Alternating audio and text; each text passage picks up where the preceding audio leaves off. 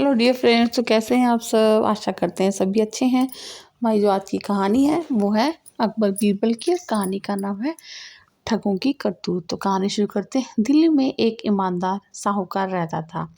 एक बार दो ठग सेठ के भेष में उसके पास आए और साहूकार से बोले, हम दोनों कुछ जेवरात बेचना चाहते हैं।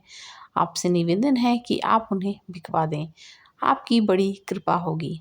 साहूकार छल कपट से परे एक सरल स्वभाव का व्यक्ति था। उसने उत्तर दिया, जब तक मैं इन जेवरातों को खरीदारों को दिखाकर उनसे बातचीत ना करूं तब तक आपको नहीं कह सकता कि ये बिकेंगे या नहीं। इसलिए आपको इन जेवरातों को मेरे पास छोड़ना होगा। कल दोपहर तक ग्राहकों से बात करके मैं आपको जानकारी दे दूंगा। सेठ के रूप में आए ठग बोले, आप बेखटक इन जेवरातों को अपने पास रखें, पर एक बात का ध्यान रखें कि जब हम दोनों एक साथ इन जेवरातों को लेने आए तब ही इन्हें लौटाइएगा, एक के आने के पर मत लौटाइएगा। साहूकार ने कहा, ऐसा ही होगा। ठग जेवरात साहूकार के हवाले कर वहां से आगे बढ़कर चले जाते हैं। 60-70 गज का फासला तय करने के बाद उनमें से एक साहूकार के पास वापस आता है और बोलता, हम ये जेवरात आपके पास नहीं छोड़ना चाहते, आप कृपा करके इन्हें वापस दे दीजिए। हम लोग कल दोपहर फिर आपकी सेवा में हाजिर हो जाएंगे। साहूकार ने पूछा कि आपके दूसरे साथी कहाँ हैं? उस ठग ने उंगली से अपने दूसरे साथी की ओर इशारा कर साहूकार को बतलाया कि उस तिराहे पर मेरा दूसरा साथी अपने एक मित्र से वार्तालाप कर रहा है। उसके कहने पर ही मैं आपके पास आया हूँ। साहूकार ने भी जब दूसरे ठग को तिराहे पर खड़ा देखा तो उसने विश्वास कर पहले ठग को जेवरात वापस कर दिए। वो ठग जेवरात लेकर चला गया। कुछ समय बीता तो दूसरा ठग साहूकार के पास आया और जेवरात मांगने लगा।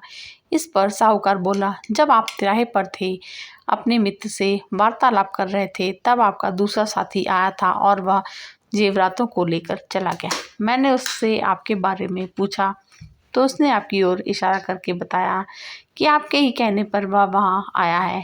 उसकी बातों पर विश्वास करके मैंने उसे वो जेवरात वापस कर दिए। ठग जेवरात लिए बिना वहाँ से जाने को तैयार नहीं हुए। वह कहने लगा, जब मैंने आपको पहले ही कहा था कि जब तक हम दोनों साथ ना आए तब तक जेवरात वापस नहीं करना, तो फिर आपने ऐसा क्यों किया?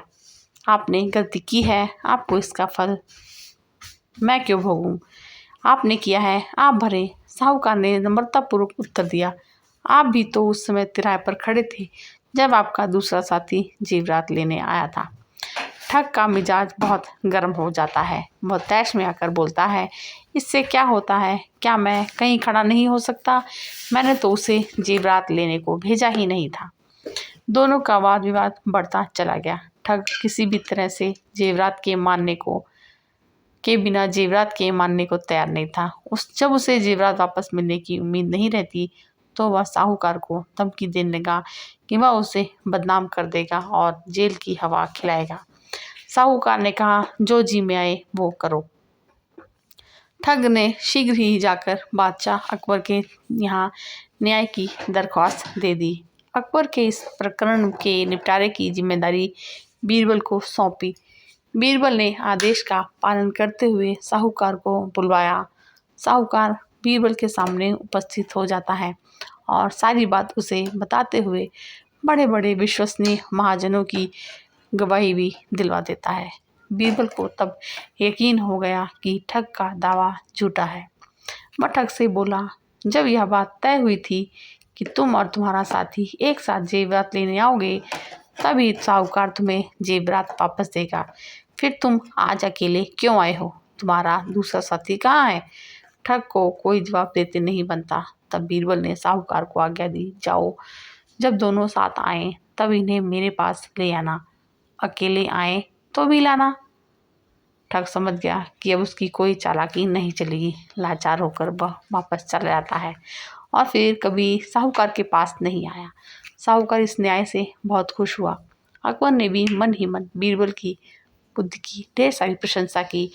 ये थी हमारी कहानी सुनने के लिए आपका सभी का शुक्रिया। मिलते हैं एक नई कहानी में। Thank you.